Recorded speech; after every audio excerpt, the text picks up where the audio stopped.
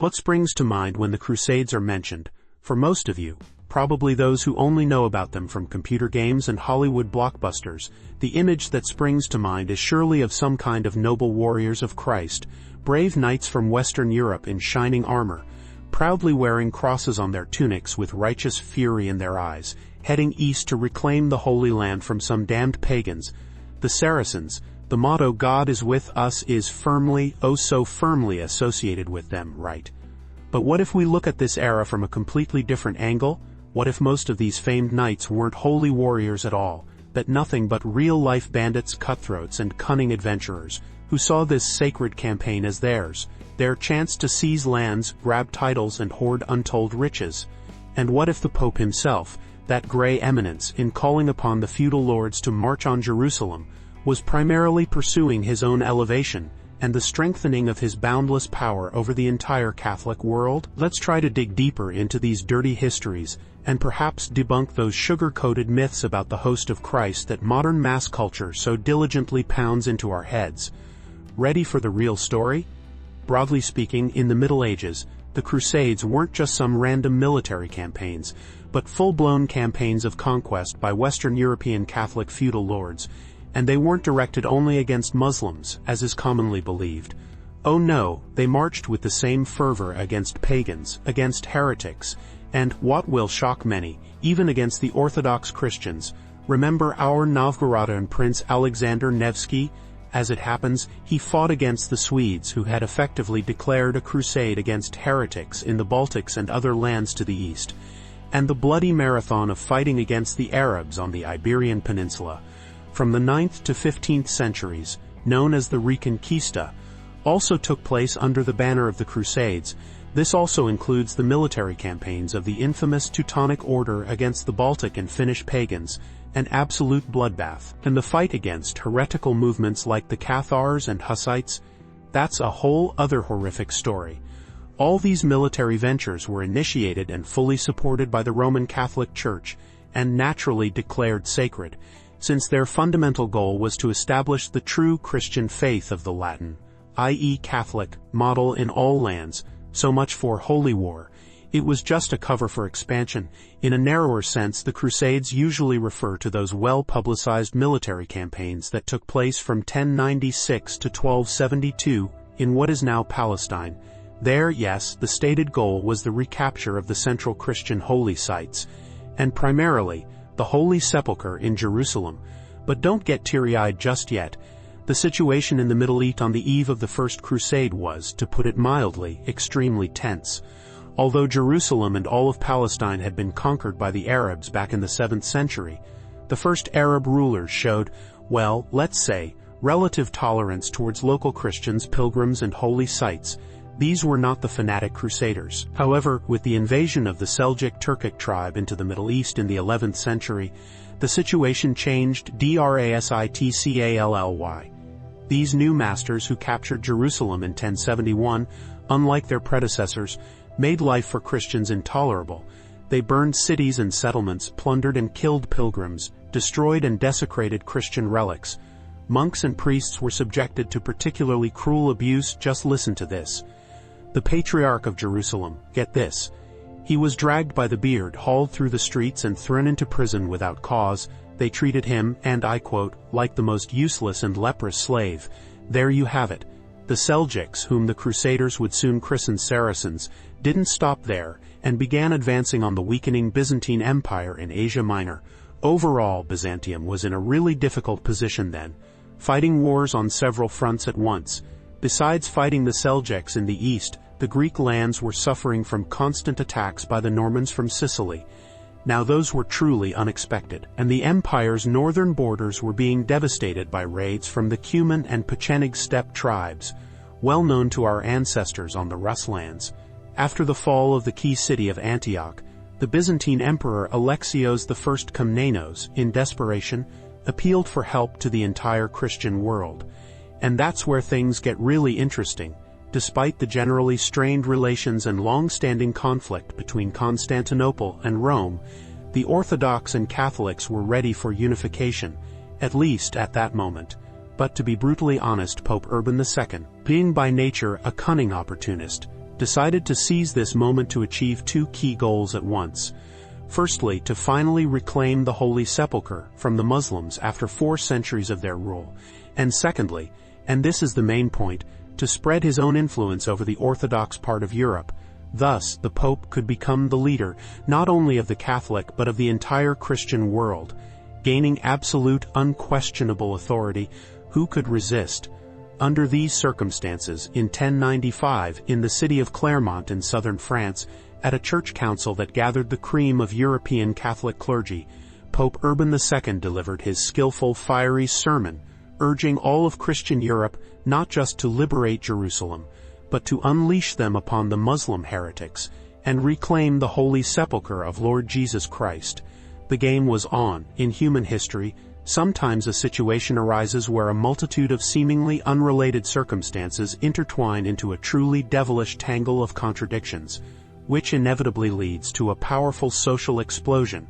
The Crusades were precisely one such case. Beyond the obvious political reasons, the social structure of 11th century Europe was experiencing immense, simply huge tension due to a multitude of dead-end contradictions. One key factor was the brutal manorial feudal system, according to which the lord's lands and wealth were inherited by the eldest son only. So what was left for the other sons? At best, a place at their elder brother's court, and at worst, just a loyal horse, shield, sword, and armor. That was the kind of rich inheritance received by the younger offspring of noble families in Western Europe. Unsurprisingly, these knights, trained only in warfare, often joined real-life bandits to avoid starvation, engaging in robbery and murder. In such conditions, the chance to leave this disgraceful life and instead gain a coveted title, wealth, recognition back home, and as a desert forgiveness for all sins. This prospect seemed to these landless offspring the most desirable, simply an unreal dream. But let's not forget the common people, the social bottom rung. The lives of medieval peasants and the small urban population were full of terrible hardships. The threat of death by starvation or terrible diseases constantly hung over them. Many, perhaps not deeply religious but very pragmatic representatives of the social bottom, saw the march to the east against the infidels as a real chance to improve their lives. Here's an example. In France, which incidentally contributed the most to the Crusader forces, the population at the time was engaged in an unequal, desperate struggle for survival against nature itself, all thanks to several epidemics, natural catastrophes, and droughts that led to terrible crop failures. These events even earned the telling name, 7 lean years. A believer saw in such disasters obvious signs of the approaching end of the world, and it's no wonder that religious fervor grew with unprecedented, simply fanatical force. In the Middle Ages, due to the low literacy rate, huge popularity was gained by wandering preachers who skillfully played on the fears and hopes of the crowd. One of the most striking ascetic preachers of the late 11th century was Peter of Amiens, nicknamed the Hermit. He was the spiritual inspiration and symbol of the First Crusade of the poor. This poor hermit from Picardy made a pilgrimage to the Holy Land and, it is claimed, saw with his own eyes the horrors committed by the Seljuks against Christians and holy sites. Upon his return, he was filled with such fanatical fervor in his sermons that he was unstoppable. Emaciated, barefoot, bareheaded, and with a crucifix in his hands, he traveled through European cities and major castles, calling on Christians to march against the infidels. And imagine this. People, moved by his fervor and sincerity, took Peter for a saint. They considered it great luck and happiness to even tear off a piece of fabric from his worn cloak or a tuft of wool from the donkey he rode. That's the extent of the mass delusion. Before we talk about the real First Crusade, the one of the nobility, we must mention that infamous so-called People's Crusade. Pope Urban II's speech in Clermont was so inspiring and successful that the common people who heard him fell to their knees and immediately took a vow to recapture Jerusalem and the Holy Sepulchre. They stitched red crosses onto their clothing, symbolizing they were now God's warriors, and set off as a huge, uncontrollable mob on their holy war. This self-proclaimed army of Christ was led by Peter of Amiens and a poor French knight named Walter Sans Avoir, Walter the Penniless, named that because he was so poor he could barely afford weapons, let alone armor and gasp a horse. Of course, this mob had no idea where Jerusalem was. and at the gates of every European city. They naively asked if it wasn't Jerusalem. Can you imagine the sheer absurdity? This group caused colossal destruction to the areas they passed through, engaging in that very foraging, which meant unscrupulous plundering of the local population. They certainly had no supply wagons, of course. Several wandering gangs and outright criminals joined them along the way, which further worsened the already pitiful reputation of these newfound crusaders. When they finally reached Constantinople and began plundering the great city, despite the fact that the Greeks had provided them with shelter and food, Emperor Alexios Komnenos, seeing this chaos, decided to get this army of Christ across the Bosphorus as quickly as possible, simply leaving them to their own devices. Basically, figure it out yourselves. Soon after crossing, this wretched mob fell into a Seljuk ambush, who of course won a decisive victory over the poorly armed and disorganized poor. Many were killed, including the valiant Sir Walter. The strongest and youngest were sold into slavery, and only a pitiful few, led by the hermit, managed to return to Constantinople. Thus ended this disgraceful people's crusade, both ingloriously and tragically. The real First Crusade, the one that made it into the history books, the Crusade of the Nobility, began in 1096. Preparation took place in several European regions, and the army itself was extremely diverse. Like a melting pot of ambitions and interests, it was led by some truly colorful historical figures. Count Raymond IV of Toulouse, along with the papal legate Adhemar of Lapuy, Bishop of Lapuy, led the Provençal Knights, those closest to Rome. The Normans of southern Italy were led by the cunning prince Bohemond of Taranto and his nephew Tancred, born conquerors. Brothers Godfrey of Bouillon, Eustace III of Boulogne and Baldwin of Boulogne were the commanders of the Lotharingians. Those looking east, and the warriors of northern France were led by Count Robert II of Flanders, Robert of Normandy, Count Stephen II of Blois, and Hugh I of Vermandois. In April 1097 these motley forces finally crossed the Bosphorus and entered enemy territory. Their numbers were no more than 40,000, which by 11th century European standards was of course a considerable force. Despite the relative success of the Host of Christ in Asia Minor, where they were mostly victorious, far from the full army made it to Palestine. As one might guess from the list of their disparate leaders, there was no unity among them. Not at all, and personal interests often diverged from the original sacred goals. As a result, these illustrious leaders fought over every single captured city, like children squabbling over toys, and some even stayed to rule the conquered lands, forgetting all about Jerusalem. Nevertheless, by 1099, through an incredible effort, the Crusaders reached Jerusalem. By this point, their army had shrunk by almost half. Many had perished during the extremely difficult bloody siege of Antioch, and now the assault on Jerusalem promised to be even more difficult. Many warriors, suddenly overcome by a surge of religious fervor, fell to their knees, wept, and prayed upon seeing in the distance, in the dawnlight, the walls of the longed-for holy city, whose liberation they had set out for 3 years earlier, having traveled thousands of kilometers. A dramatic moment for sure. But don't forget, by this point, the city was no longer in the hands of those evil Seljuk Turks, but under the rule of the Arabs. Yes, the very same ones who had once shown relative tolerance. They were now ruled by a caliph from the Fatimid dynasty. Despite seemingly high morale, the Crusaders had plenty of problems. Constant lack of food and fresh water under the scorching sun, ambushes and bloody clashes with the Arabs, and a complete lack of tools and resources for building siege engines. Total logistical failure. When panic-inducing rumors reached the leaders about the approach of a huge Fatimid army from Egypt to aid besieged Jerusalem, it became clear they had to act immediately. A bloody, desperate assault began, which only led the Europeans to success on the third attempt. And even then, only after they, as if in a frenzy, performed a barefoot procession around the city. This strange ritual, according to legend, sent its defenders into shock, while giving the Crusaders themselves an incredible, almost insane religious fervor. And so, upon capturing Jerusalem, the Host of Christ staged a real, terrible massacre there. They spared no one, and importantly, they didn't really care who they got their hands on. Muslim, Jew, or local Christian, even a synagogue was burned down along with all the Jews who were inside.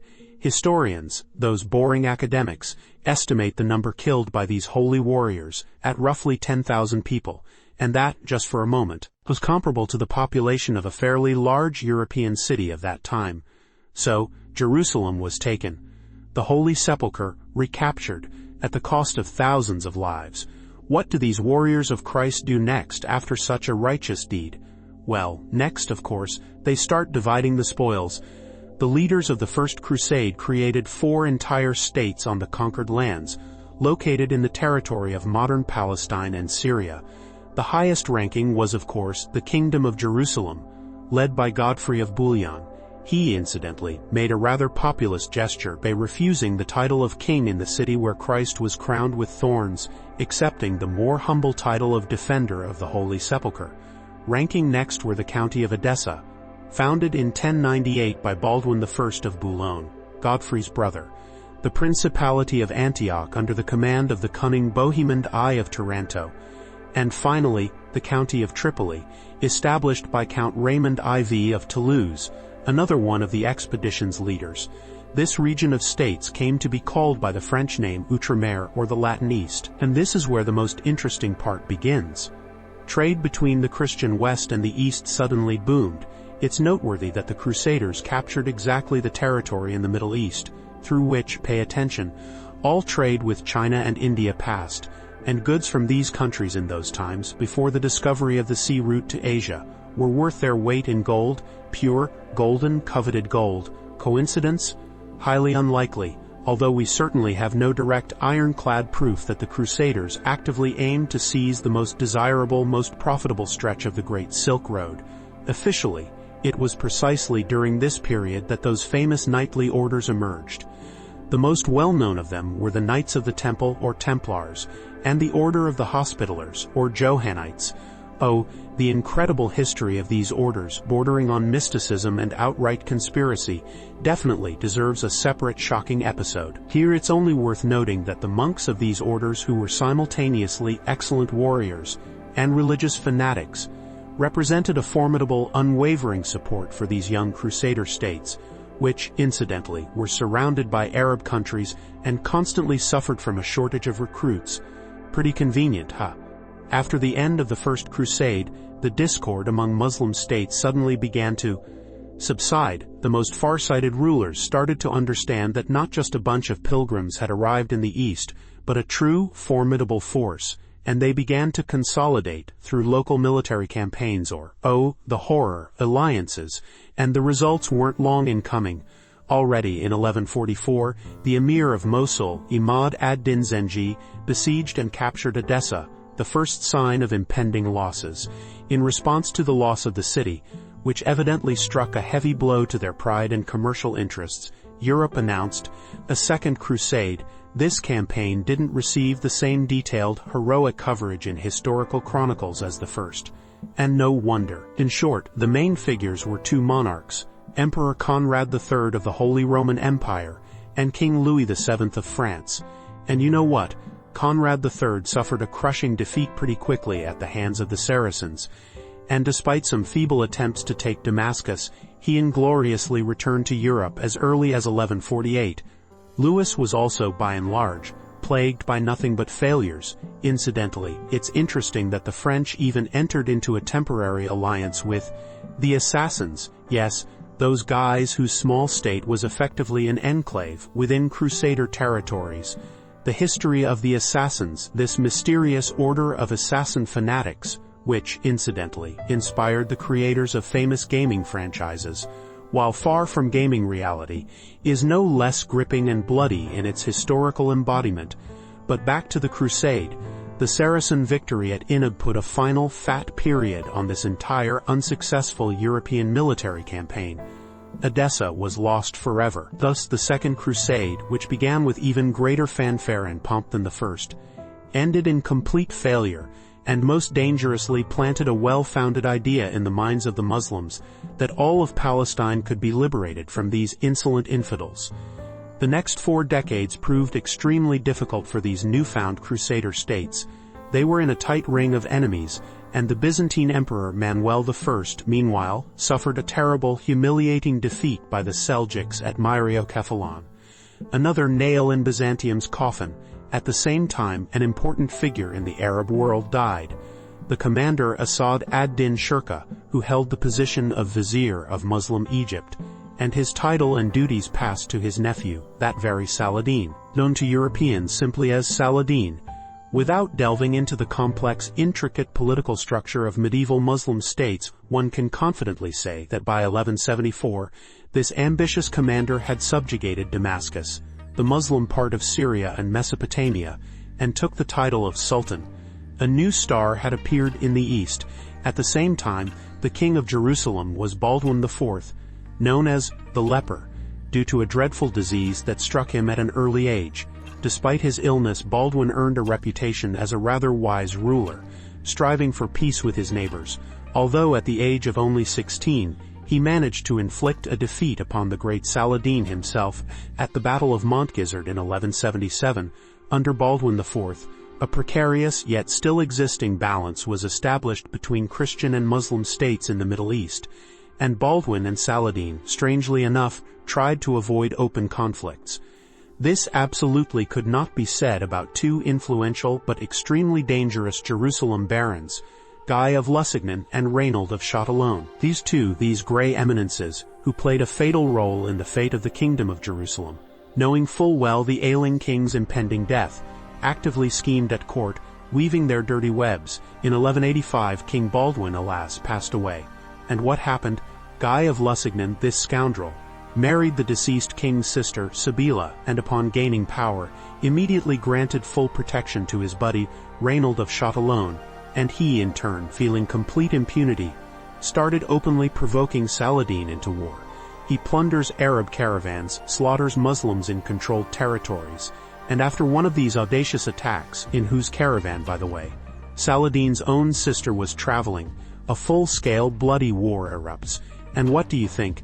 Guy of Lusignan and Reynold of Châtillon, these sorry warriors who so craved this war, suffer a crushing defeat at the Battle of Hattin in 1187.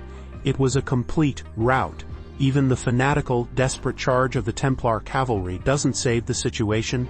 Guy, Reynold, and the entire cream of Christ's army, all the nobility of the kingdom, are taken captive. Saladin, with such a trump card, captures Acre, Tiberias, Beirut, Sidon, Ascalon, and on October 2, 1187, storms Jerusalem.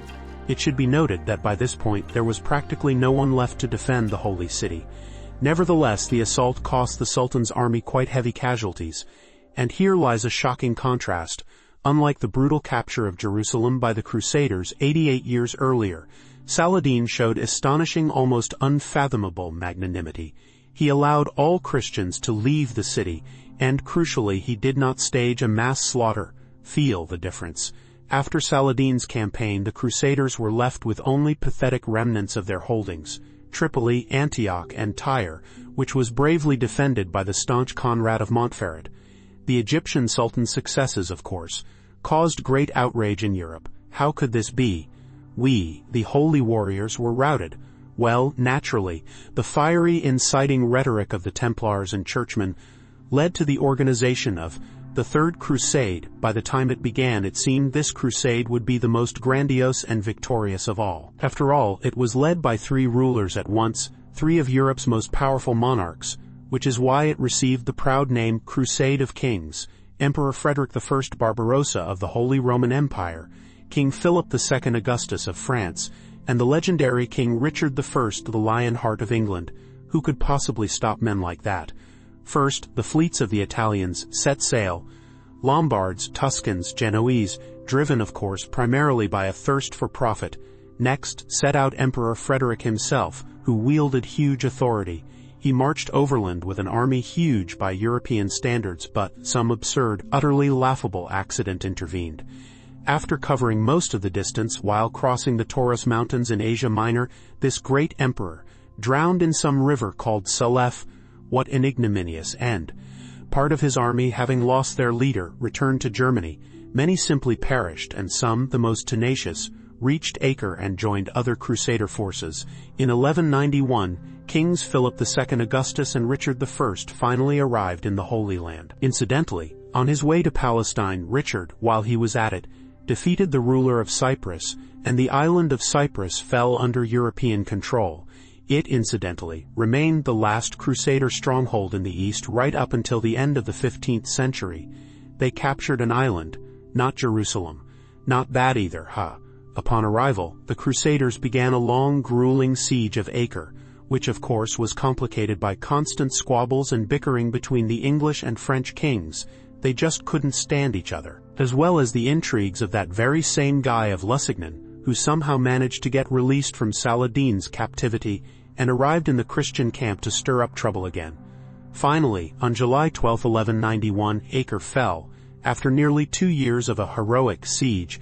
And then what? King Philip soon returned to France. He just packed up and left, leaving just a few of his noble vassals holding the fort like, "You guys can handle it," and Richard marched on towards Jerusalem.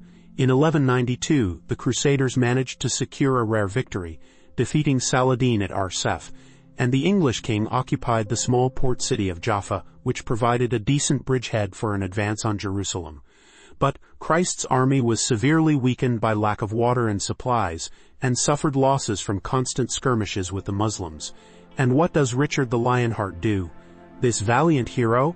He led his men towards the city twice, but never decided to storm it, whether prudence prevailed or fear. In the end, some sort of interim peace treaty was signed with Saladin. And you know, when Richard finally decided to clear off home, it was at this very moment that important news reached the English king. His own brother John had seized the crown in England, and the French King Philip had encroached upon the royal domain in France. And what do you think?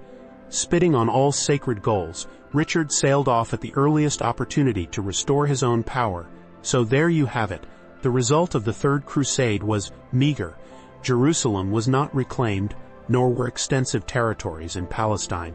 Territorial gains were completely insignificant, and the right for Christians to safely make pilgrimages to the Holy Land for merely 3 years looked like nothing more than a pathetic handout from Saladin.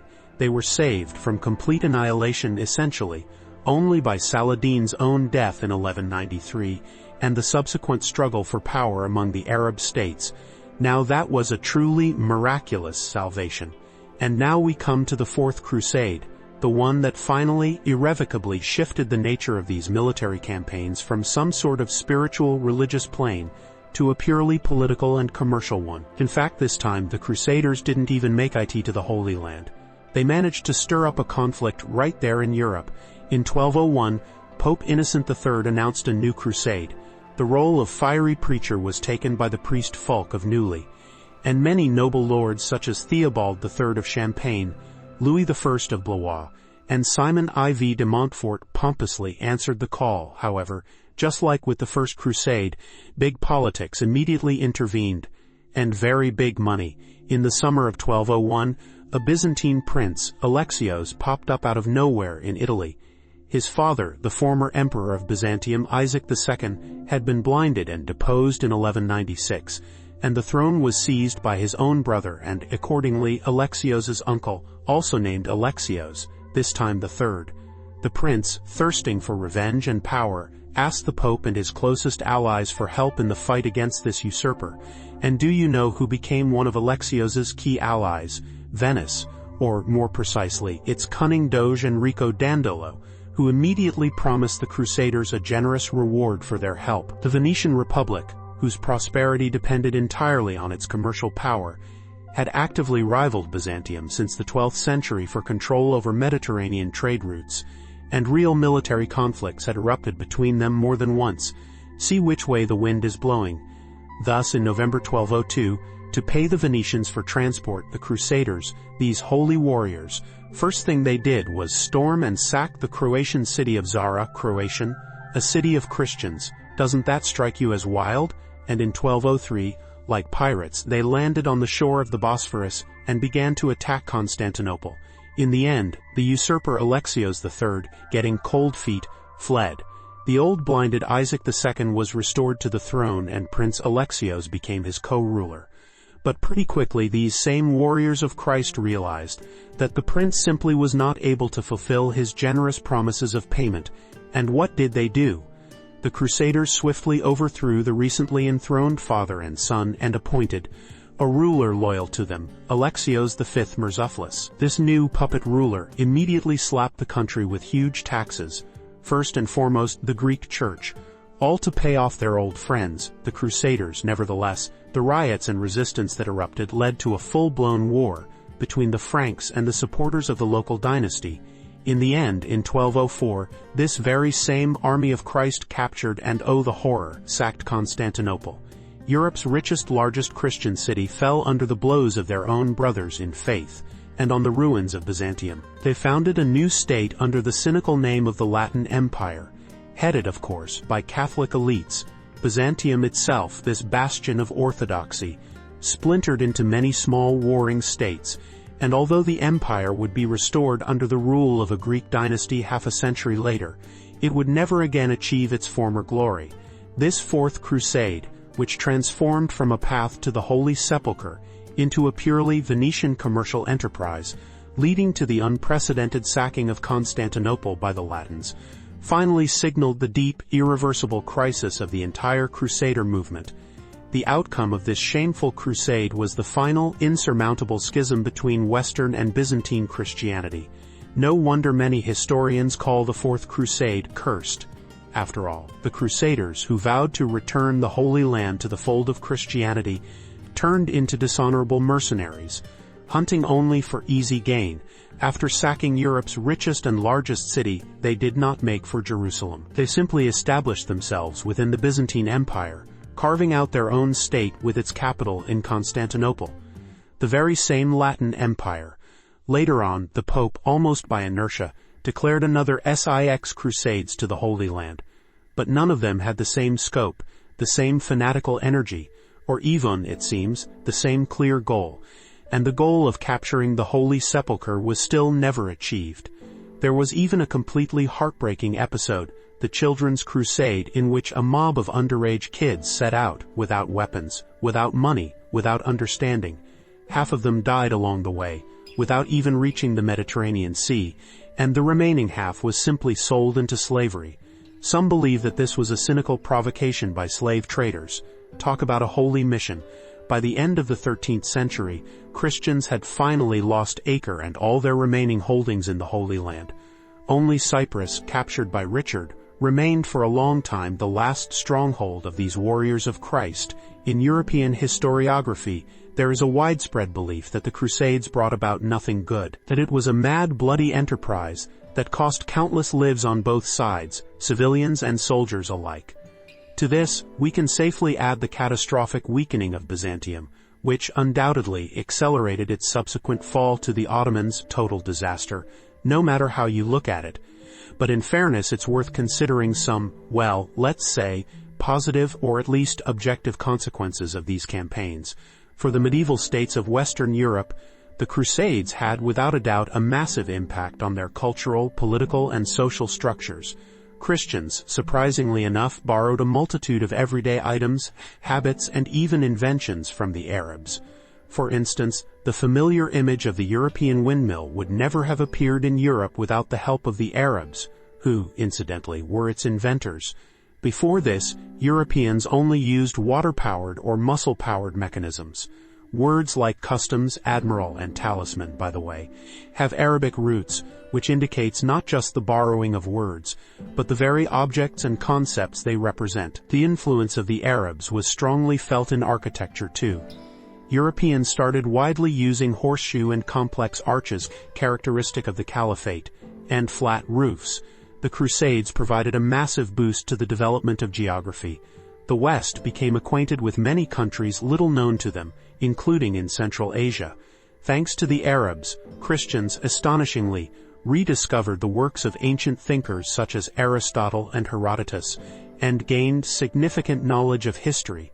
Perhaps the most important science whose development in Europe was greatly influenced by the encounter with the Muslim world was medicine.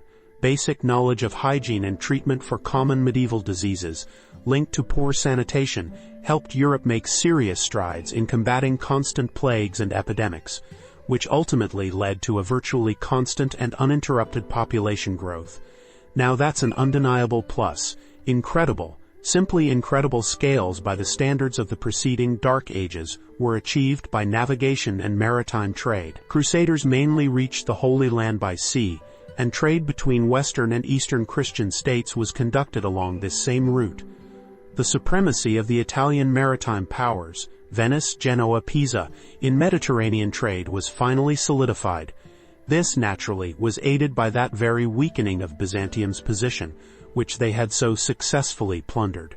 It's also worth noting that the encounter of Catholic Christians with other peoples and faiths, not just Muslims, but Orthodox Greeks and Eastern Christians too, helped them, strangely enough, to understand themselves better, to get rid of many religious prejudices and narrow-mindedness.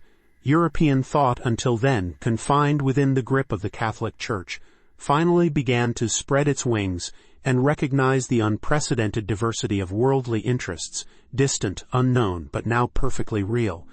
So today we delved into the most famous crusades by Europeans to the East. However, as mentioned right at the beginning, there were other crusades as well. Those whose goal was not the Holy Sepulchre, the Holy Land, and Jerusalem. But as for those, perhaps we'll talk about them another time.